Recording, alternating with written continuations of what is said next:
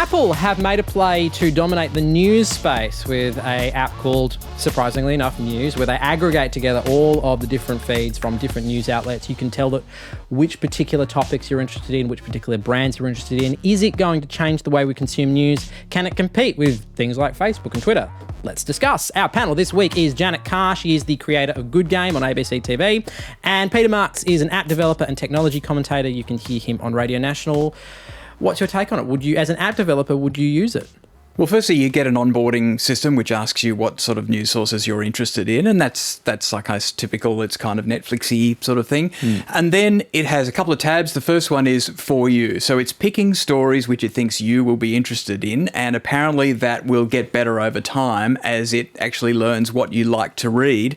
I'm finding it pretty good now. I'm a couple of weeks in. So basically in Australia, we got this when we did the iOS 9.1 update about a month ago. So it's still pretty new in Australia. It came to the US first. And I kind of resisted reviewing it at that point because I did want to see what local providers would do with it. And sometimes I note with local media providers, they wait to see how best to use a platform before they invest time and energy with it.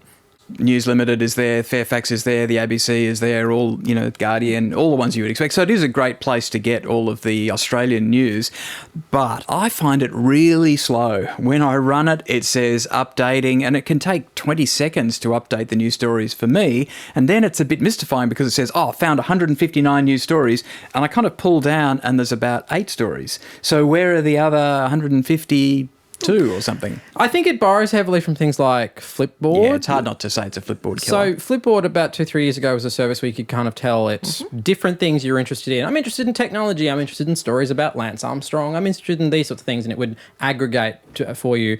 And it is sort of like that in a very streamlined fashion. Would you use it, Janet? Yeah, actually. I got more than 8 stories, and there was a really good range. It had all of the sources of the news that I do like. It didn't double up any of the stories. I mean, I quite like the layout. Down the bottom was the light and fluffy stuff. Yeah, I looked at the recipe for meat pies.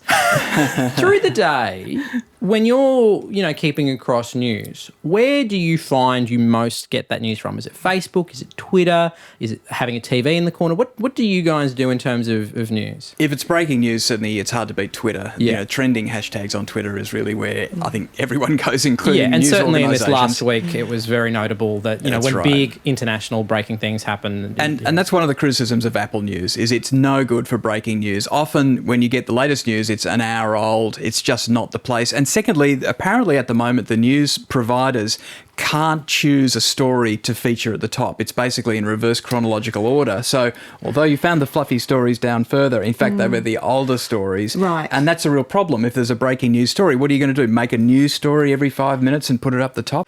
What is the algorithm powering this? Is it just what's most recent? Is that the only metric? Well, no, the For You section is apparently looking at what you've read in the past, and it's pulling from all of the sources that you've subscribed to find the things that you're most interested in. So I think that's a problem, I guess, for this service, is that the first day you run it, you go, it's not very good. It's not showing me stuff I'm because interested in. Because it doesn't know you You've yet. got to give it some time, and you've also got to drill in and actually read some stories. I often just skim through the news and I read the headline and maybe the first couple of lines, and then that's all I actually need to know. This company's been sold to that company, this one's gone under. I don't actually need to read it, but I am interested in it. So I'm worried that sometimes I feel like, maybe I need to actually demonstrate my interest by clicking through. It is okay, isn't it, to work on something and get it right and have it evolving. I mean, we're not all people now just, we'll try something once, we don't like it. We kind of understand that. We will come back. I mean, obviously I talk a lot about games, but that is often the case with games. That on launch, they're terabad, or don't work, often very broken. I mean, there was a really famous one, Halo, one of the biggest games with all of that money, on launch, did not work. Come back a month later and they have fixed it. This is much closer to the web. It's just like, here's a story from this one, here's a story from this one. It resembles Twitter and Facebook in its interaction. Does that experience of going and reading, a beautifully designed anthology from a particular brand, does that have a future anymore at all? I don't think so. I think it's gone. And I think those days, it was an illusion too. It was a grand illusion when you picked up the newspaper in the morning and you read the international news that it came from that newspaper. I think when Google launched their news service and it said, attacks in Europe from the Melbourne Age and 5,000 other newspapers, you went, oh, wait a minute, maybe this is just a wire story. And they are just wire stories. What do we want local journalism for? I think we want it for local stuff. We want it for analysis. What does that big story mean for me living here where I live? Rather than them just repeating the same story we've got already from Facebook instant articles or from Twitter. All right, lots more to discuss in the audio edition of the show. We are talking about ISIS and technology. Can Anonymous take down ISIS as they claim? Also, were PlayStation 4s involved in the attacks in Paris? We'll debate that. You can find that all on the audio edition of Download the Show, which is on the RN website right now.